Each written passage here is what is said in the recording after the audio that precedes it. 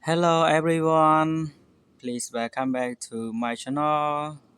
Riêngថ្ងៃនេះ Today I'm going to talk about the simple present or present simple I do. The content are positive form,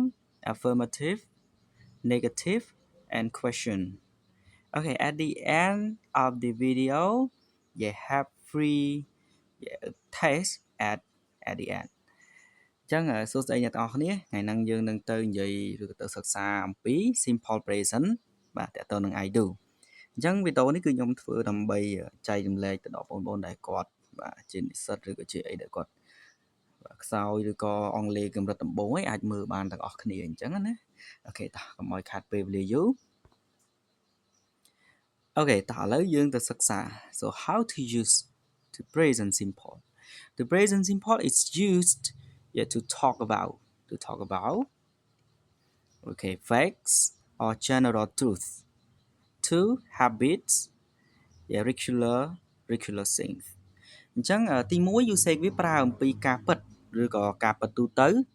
បាទការពិតហ្នឹងจะមើលការពិតបែបណាហើយ number 2និយាយអំពីបាទទម្លាប់ឬក៏សកម្មភាពដែលកើតឡើងបាទជារឿយៗអញ្ចឹងតោះអូខេ example in positive form number 1 I study English every day អូខេអញ្ចឹងខ្ញុំសិក្សាភាសាអង់គ្លេសជារៀងរាល់ថ្ងៃអញ្ចឹងពាក្យដែលជារៀងរាល់ថ្ងៃហ្នឹងគឺបង្ហាញពីសកម្មភាពដែលកើតឡើងជាទម្លាប់ឬក៏ជារឿយបាទ regular thing ហ្នឹងអ្វីដែលកើតឡើងបាទជាទម្លាប់ជារឿយហ្នឹង Okay next number 2 the water boils at 100 Celsius អញ្ចឹងគេថាទឹកបាទពុះនៅ100អង្សាសេអញ្ចឹងកាលណាទឹកគឺពុះនៅ100អង្សាសេ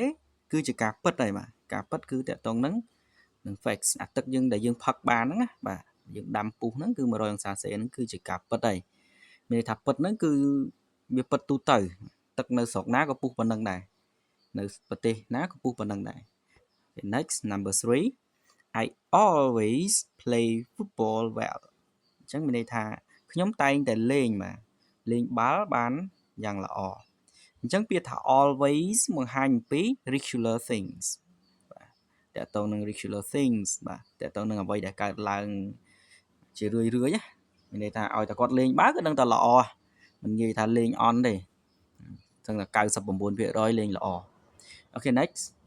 អញ្ចឹងតើតើនឹង adverb frequency always sometime ហ្នឹងគឺយើងនឹងសិក្សានៅមេរៀនបន្ទាប់ទៀតឥឡូវខ្ញុំសុំថាមេរៀននេះធ្វើឲ្យបងប្អូនទាំងអស់គ្នាយល់ថាការប្រើប្រាស់បាទ present simple ហ្នឹងគឺគេប្រើមិនតែប៉ុណ្្នឹងហើយអធិស្ឋានផងដែលមានសម្លេងរំខាន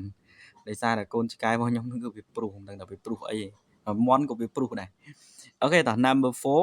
4 the sun rises in the east អូខេ the sun rises in the east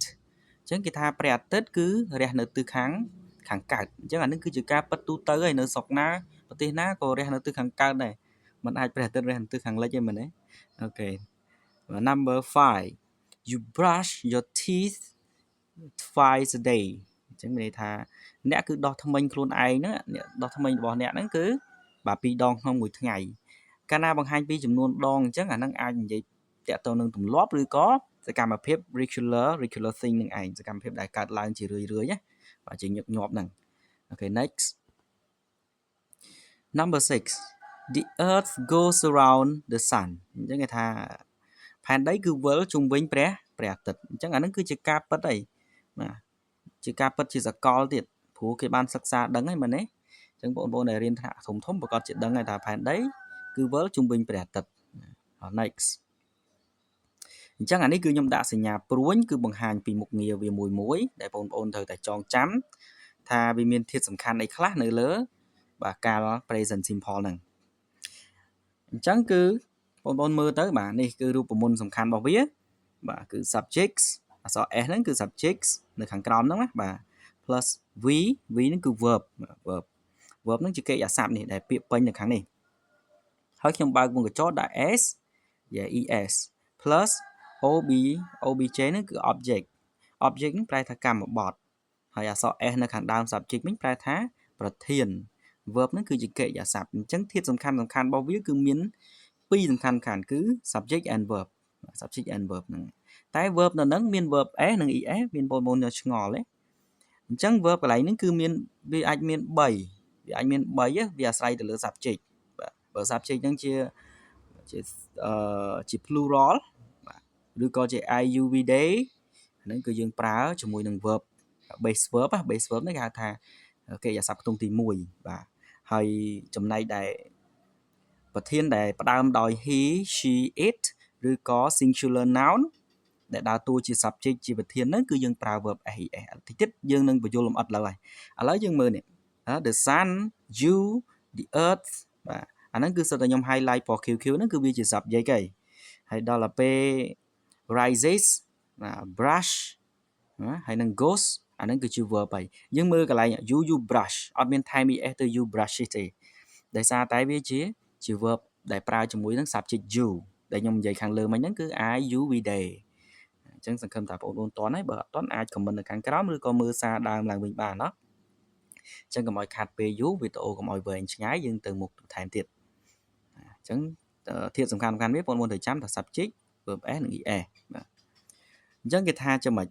ឡូវយើងមើលខាងលើ Okay look at this verbs add ses when used with he she it and singular noun អញ្ចឹងមានន័យថាម៉េចកិរិយាសព្ទដែលថែម ses ហ្នឹងគឺប្រើជាមួយនឹង he she it ហ្នឹងណាប្រធាន he she it ឬក៏ប្រធានជា singular noun មានន័យថា noun ណាមួយឥឡូវយើងទៅមើលឧទាហរណ៍ទៅយើងអាចនឹងច្បាស់ណាអញ្ចឹងបងប្អូនដែលមើលវីដេអូហ្នឹងកុំភ្លេចជួយចុច like ហើយនិង subscribe នៅវីដេអូហ្នឹងម្នាក់មួយផងបាទ subscribe ទៅដើម្បីទុកជាព័ត៌មានមួយដែរបាទហើយ comment មកបើថាមានចម្ងល់អូខេអញ្ចឹងយើងសិក្សាអំពីរូបមន្ត add s មុនថា add s ហ្នឹងគេ add យ៉ាងម៉េចអញ្ចឹងកិរិយាសព្ទយើងមើលណា add s he plays she drinks it runs John reads a cat walks my cow eats អញ្ចឹងកិរិយាសព្ទទាំងអស់ហ្នឹងពេលដែលប្រើជាមួយ he she it ឬក៏ singular noun ដូចជា John a cat បាទ my cow អីហ្នឹងគឺអាហ្នឹងគឺជា singular អីគេ singular noun នឹងនាមដែលមានតែមួយឥឡូវដូច a cat បាទ a cat ហ្នឹងមានន័យថាសត្វឆ្មាងតែមួយក្បាលទេអញ្ចឹងមានន័យថាឯកវចននាម singular noun ហ្នឹងបាទ John ក៏តែម្នាក់ដែរ my cow ហ្នឹងក៏ cow តែមួយដែរនេះខ្ញុំនិយាយពីខាងក្រោមបញ្យល់ខាងក្រោម3នេះណាបងប្អូនតន់ទេដោយសារខ្ញុំអត់មានម៉ៅច្អល់អានេះខ្ញុំ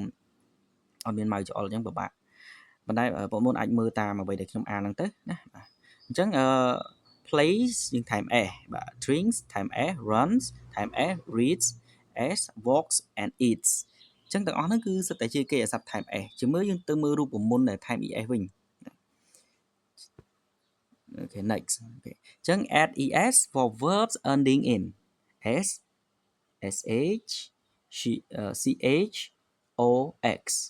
អញ្ចឹងកិរិយាសព្ទទាំង lain ណាដែលបញ្ចប់ដោយអក្សរដែលណាដែលបានខ្ញុំតាំងនៅក្នុងរូបខាងអ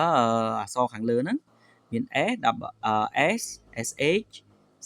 ch o ហើយនឹង x ហ្នឹងគឺយើងថែម es ទៅលើកិរិយាសព្ទទាំងអស់ហ្នឹងពេលដែលប្រើជាមួយនឹងប្រធាន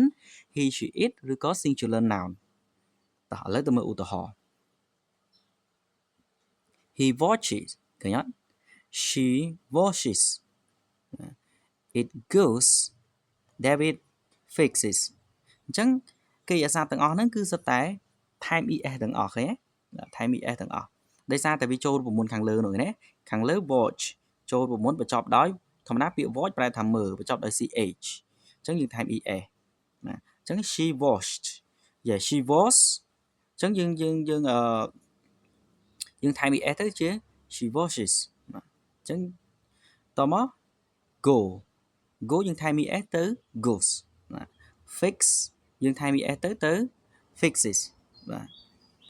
អញ្ចឹងគឺឲ្យតែចូលរូបមន្តហ្នឹងគឺយើងថែម es បាទហើយនឹងរូបមន្តចុងក្រោយមួយទៀតនៅពេលដែលយើង change y បាទ change y ទៅជា ies ម្ដង if a verb ends with consonant plus y អញ្ចឹងពេលដែលកិរិយាសព្ទទាំង lain ណាដែលបញ្ចប់ដោយ y គឺវាមានរូបមន្តថែម s ហើយនឹងថែម ies បាទឥឡូវយើងទៅមើលដូចពាក្យ study ទៅជា studies try ទៅជា tries អញ្ចឹង បើសិនបើកិរិយាសព្ទដែលបញ្ចប់ដោយស្រៈមួយជួញជាអ្នកមួយគឺយើងប្រើបាទមានន័យថាឥឡូវយើងនិយាយចេះពីមុខវាយគឺជាព្យញ្ញជាអ្នកបើពីមុខវាយជាព្យញ្ញជាអ្នកយើងឆេងវាយទៅជា IES បាទឆេងវាយទៅជា IES ហ្មងនៅពេលដែលយើងប្រើជាមួយ he she it ណាអូខេប៉ុន្តែនៅ but play plays ណា because A is a vowel អញ្ចឹងគេពាក្យថា play ហ្នឹងយើងអត់មានបានលុបវាយទៅជា IES ទេដោយសារអីដោយសារពីមុខវាយគឺជាស្រៈហ្នឹងស្រៈ A ហ្នឹងស្រៈទាំងអស់នៅក្នុងភាសាអង់គ្លេស the vowels are A E I O U A E I O U អញ្ចឹងអានេះគឺជាស្រៈទាំង5របស់វាអញ្ចឹងសង្ឃឹមថាបងប្អូនអាចតន់ឡើងហ្នឹងហើយអញ្ចឹងឲ្យតែក្រៅពីរូបមន្តដែលបញ្ចប់ដោយ S SH CH OH ហើយនឹងរូបមន្តដែលបញ្ចប់ដោយស្រៈព្យញ្ញជនៈហើយ plus y គឺយើងថែម s ទាំងអស់ទៅបាទមិនខែវាទេយើងចាំតែពីរូបមន្តខាងក្រោយដែលខ្ញុំឲ្យនេះមកបាទតើតើនឹងការថែម es ហើយនឹង ies ហ្នឹងមកចាំតែពីហ្នឹងហើយគឺក្រៅពីហ្នឹងយើងថែម s ទាំងអស់ទៅបាទអូខេតោះ next កុំឲ្យយូរយើងទៅ number 2ទាំងអស់គ្នា number 2តើតើនឹង negative sentences តើតើនឹងប្រយោគបដិសេធអញ្ចឹងយើងសិក្សាខាងលើមុនហ្នឹងគឺតើតើនឹងប្រយោគស្របណាឥឡូវយើងទៅប្រយោគបដិសេធទាំងអស់វាមាន3 form ឥឡូវយើងចូល form ទី2អញ្ចឹងវាមាន subject ពាក្យពេញរបស់វា plus do does plus not plus base verb ហ្នឹងគឺ verb ខ្ទង់ទី1ហ្នឹងឯងគេអាស័ព្ទដើមបាទគេអាស័ព្ទដែលអត់ថែមអីទាំងអស់ហ្នឹងអញ្ចឹងបងប្អូនត្រូវចាំថាចេះនៅក្នុង present simple កាលណាយើងចង់បង្កើតជាប្រយោគបដិសេធយើងត្រូវការ oxy do does មកជួយវានេះ do does ដែលនៅពីក្រោយ subject ហ្នឹងហើយយើងត្រូវចាំថាកិរិយាសព្ទទាំង line ណាដែលនៅពីក្រោយ oxy do does ហ្នឹងគឺជាកិរិយាសព្ទខ្ទង់ទី1ជានិច្ចឬក៏កិរិយាសព្ទដើមជានិច្ចពាក្យថាកិរិយាសព្ទដើមគេហៅថា infinitive verb ហ្នឹងគឺជាកិរិយាសព្ទដែលអត់ថែម s e s អីទាំងអស់ទោះវាប្រើជាមួយប្រធានអីក៏ដោយណាកន្លែងហ្នឹងបងប្អូនតន់អូខេតោះឥឡូវទៅមើលឧទាហរណ៍បងប្អូនគ្នាយ៉ាងណាទៅតោះឥឡូវមុននឹងចូលឧទាហរណ៍យើងមើលខាងស្ដាំដៃបន្តិចមកយើងត្រូវដឹងថា I U V day កន្លែងនេះខ្ញុំថែម m មួយបាទកន្លែងនេះខុស m មួយច្រឡំវាយច្រឡំអញ្ចឹងយើង plus do not ឬក៏យើងអាចអានថា don't ដល់ពេល he she it យើង plus does not ហ្នឹងឯងឬក៏យើងអានថា doesn't អញ្ចឹងយើងបែងចែកឲ្យដាច់មកប្រធានមួយគឺយើងប្រើផ្សេងគ្នា I U V day កន្លែងនេះយើងលុប m ចេញណាហើយ plus ជាមួយនឹង do not don't ដល់ពេល he she it plus ជាមួយនឹង does not ត្រូវចងចាំ example number 1 I do not like coffee ខ្ញុំមិនចូលចិត្តបាទកាហ្វេទេចូលចិត្តកាហ្វេទេអញ្ចឹង like គឺជា verb ឃើញទេគឺ like ក្រហមហ្នឹងគឺ verb ហើយ do not ហ្នឹងគឺdo ហ្នឹងគឺជា oxy ណាអត់បកប្រែទេបញ្ជាក់ណា do the កន្លែងហ្នឹងគឺអ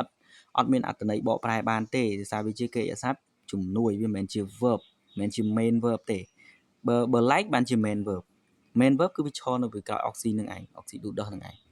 អញ្ចឹងពេលខ្លះប្រយ័ត្នផនច្រឡំបញ្ជាក់ឲ្យច្បាស់ number 2 they don't study at night អញ្ចឹងមានន័យថាពួកគេគឺមិនសិក្សាណាមិនរៀនសូត្រនៅពេលយប់ទេបាទមិនរៀននៅពេលយប់ទេអញ្ចឹងកន្លែងហ្នឹងគឺយើងប្រើ don't អញ្ចឹងនៅខាងលើ do not ហើយនឹង don't គឺដូចតែគ្នាទេបាទដូចតែគ្នាទេគ្រាន់តែមួយអក្សរកាត់មួយយើងទៅសេបែបពេញណាគេថា short form and full form the number 3 she does not play tennis ឃើញឃើញ play យើងអត់មានថែម s ទេទោះបីជាវាប្រើជាមួយនឹងប្រធាន she ក៏ដោយមិនមែនជាប្រយោគស្របទេបញ្ជាក់ណាពីព្រោះថា play វានៅពីក្រោយ does ហើយ does ហ្នឹងគឺជា oxy អញ្ចឹងហើយបានយើងអត់ថែម s ទៅលើ play ទេអញ្ចឹង play ជាកិរិយាសព្ទខ្ទង់ទី1ណាជាកិរិយាសព្ទដើមកិរិយាសព្ទដើមវាគឺ play ហ្នឹងឯង play បាទអត់មានថែមអីទេអញ្ចឹងតោះណារវាងកិរិយាសព្ទដើមហើយនឹងកិរិយាសព្ទដែលបន្ថែម ses number 4 he doesn't eat meat អញ្ចឹងមានន័យថាគាត់គឺមិនទទួលទានសាច់ទេបាទអត់ញ៉ាំសាច់ទេអញ្ចឹងឃើញ eat យើងអត់មានថែម s ទេទោះបីជាវាប្រើជាមួយនឹង third person he ក៏ដោយបាទតើតើនឹង third person singular បាទតើតើនឹង first second អីហ្នឹងគឺ នឹងមានវីដេអូបន្តទៀតអញ្ចឹងបងប្អូនអាចទៅឆែកមើលនៅក្នុង profile របស់ YouTube ហ្នឹងទៅ YouTube channel Today Study រៀនថ្ងៃនេះហ្នឹងទៅគឺដឹងហើយឃើញហើយមានវីដេអូជាច្រើនអញ្ចឹងយើងមើលទៅបន្តទៀតតាក់ទងនឹងការចំណាំ important after does or doesn't use the base verb ឃើញគេបញ្ជាក់យើងទៀតណានៅពីក្រោយ do does គឺត្រូវតែជាកិរិយាសព្ទខ្ទង់ទី1ឥឡូវយើងមើល she doesn't studies ឃើញគេដាក់សញ្ញាខ្វែងអត់ត្រូវទេព្រោះកិរិយាសព្ទយើងអត់មានបាន change វាយទៅជាឬក៏ time s អត់មានទេគឺ she doesn't study អញ្ចឹងដែរគេដូចខ្ញុំបញ្យល់នៅខាងលើមិញអញ្ចឹងកន្លែងចំណាំហ្នឹងណាគឺយើងអត់ថែមទេដោយសារតែជា base verb នៅពីក្រោយ oxy អូខេ next អញ្ចឹងយើងចូលទៅដល់ number 3 question អូខេ question អញ្ចឹងប្រយោគសំណួរអត់ពិបាកទេយើងគ្រាន់តែធ្វើការលើក do does មកបាទ do does plus subject plus base verb ឃើញនៅតែ base verb តដែរពីព្រោះថា base verb កាលណាយើងប្រើ oxy មកជួយហើយគឺកិរិយាសព្ទនៅពីក្រោយ oxy គឺជាកិរិយាសព្ទខ្ទង់ទី1អញ្ចឹងបងប្អូនត្រូវចាំថានៅក្នុង present simple ឬក៏ simple present កាលណាយើងចង់បង្កើតជាប្រយោគបដិសេធឬសំណួរត្រូវការ oxy do does បាទ do does មកជួយវាបាទបន្ទាប់ពីប៉ុណ្្នឹងហើយយើងទៅមើលឧទាហរណ៍ទាំងអស់គ្នាបាទ I do you sorry number 1 do you speak English បាទ do you speak English គេសួរថាម៉េចតើអ្នកឯងនិយាយភាសាអង់គ្លេសឬអញ្ចឹងសំណួរប្រភេទហ្នឹងយើងអាចឆ្លើយថាម៉េចតិចទៀតយើងដឹងឥឡូវហើយតោះឥឡូវយើងទៅមើល number 2 do they like in Phnom Penh អូខេ in Phnom Penh តើ do they live in Phnom Penh តើអ្នកឯងរស់នៅក្នុងទីក្រុងភ្នំពេញឬថ្ងៃហ្នឹងចេះតែអានខុសរហូតមិនដឹងថាអារម្មណ៍ស្មារតីហ្នឹងទៅណាបាត់ទេនេះ number 3 បាទនិយាយលេងទេ does she work here តើនាងធ្វើការនៅកន្លែងហ្នឹងឬទៅទៀតទៅ does he play football តើគាត់លេងបាល់ដែរឬទេបើអត់លេងបាល់ដែរឬទេអញ្ចឹងយើងមើល play ឃើញ he play អត់មាន play time s ទេហើយ she work ក៏អត់ time s ដែរយើងមើល number 3 number 4ឃើញខ្ញុំដាក់ក្រហមឲ្យមើលហ្នឹងពីព្រោះថាវានៅពីក្រោយ oxy នេះពណ៌ QQ ដែលខ្ញុំដាក់ហ្នឹង do does ហ្នឹងឯងអញ្ចឹងកាលណានៅពីក្រោយ oxy កិរិយាសព្ទគឺត្រូវតែជាកិរិយាសព្ទដើមជានិច្ចត្រូវតែចងចាំអញ្ចឹងទៅវាខុសប្លែកតែទម្រង់ស្របទេទម្រង់ស្របគឺយើង time s he s នៅពេលដែលប្រើជាមួយនឹងប្រធាន he she it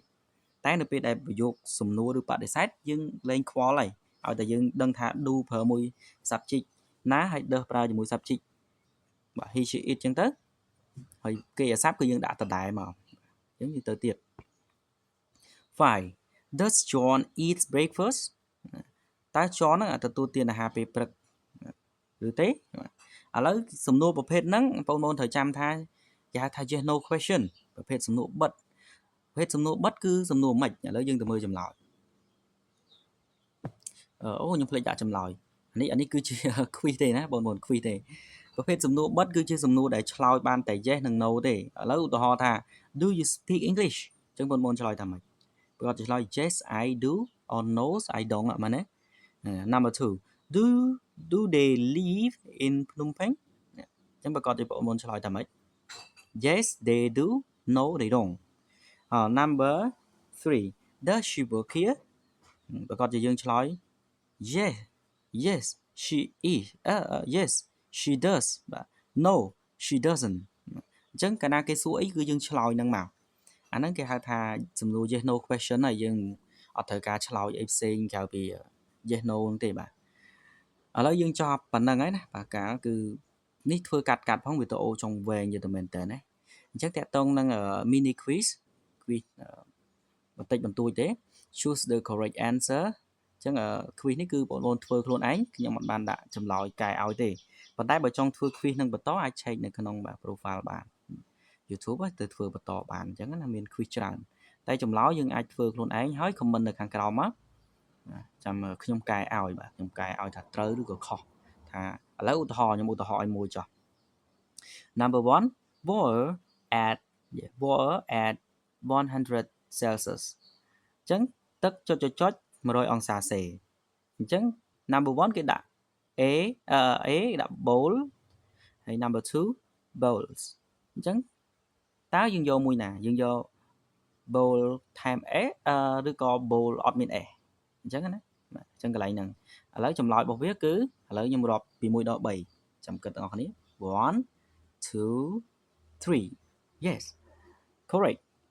letter B is the correct អញ្ចឹង